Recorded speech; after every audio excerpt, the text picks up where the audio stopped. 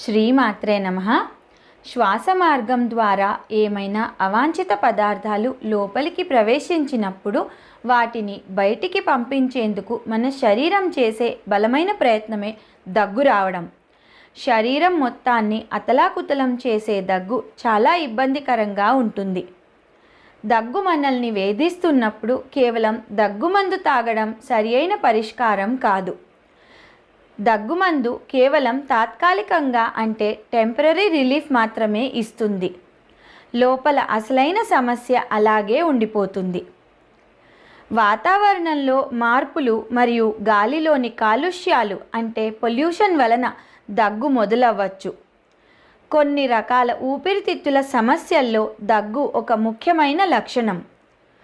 ముక్కులో infection, allergies, sinusitis మరియు throat infection వలన మనకు దగ్గు రావచ్చు.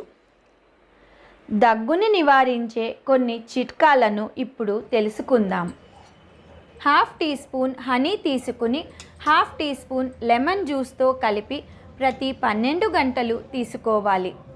హనీ మన గొంతులో ఉండే ఇచ్చినెస్ను తగ్గించి థ్రోట్ ప్యాసేజ్ను మాయిశ్చరైజ్ చేస్తుంది. ఆయుర్వేదిక్ డాక్టర్స్ ప్రకారం హనీలో చాలా క్యూరేటివ్ ప్రాపర్టీస్ ఉంటాయి. ఇలా చేయడం వలన దగ్గు సమస్య చాలా మటుకు తగ్గించుకోవచ్చు. 250 గ్రామ్స్ స్వీట్ యాపిల్స్ ప్రతిరోజు తీసుకోవాలి. ఇలా వారం రోజులు వాడాలి. కొన్ని బాదాం పప్పులు అనగా ఆల్మండ్స్ రాత్రంతా నానబెట్టాలి. వాటి స్కిన్ తీసి పేస్ట్లా తయారు చేయాలి.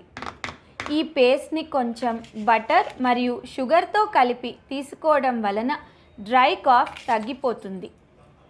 8 to 10 table spoons coconut milk తీసుకుని 1 టేబుల్ స్పూన్ పాపీ సీడ్స్ అనగా గసగసాలు ఇంకా 1 టేబుల్ స్పూన్ ప్యూర్ హనీతో కలుపుకోవాలి.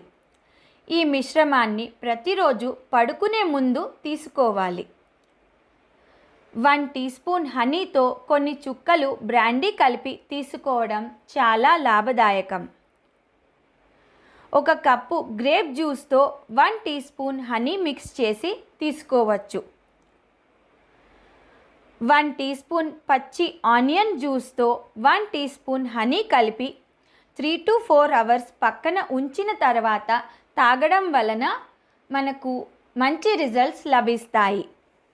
మన చుట్టూ ఉన్న ప్రదేశమంతా క్లీన్గా మరియు హైజీనిక్గా ఉండడం చాలా ముఖ్యం. అందుకే జర్మ్స్ స్ప్రెడ్ అవ్వకుండా అన్ని ప్రికాషన్స్ పాటించాలి. దగ్గు అనగా కాఫ్ ఈ టాపిక్ మీద నేను చేసిన ఈ వీడియో గనక మీకు నచ్చినట్లయితే లైక్ చేసి షేర్ చేయండి.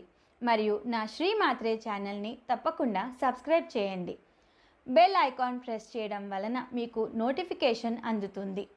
మళ్ళీ మరో కొత్త విషయంతో మీ ముందరుంటాను. అంతవరకు సెలవు. నమస్తే.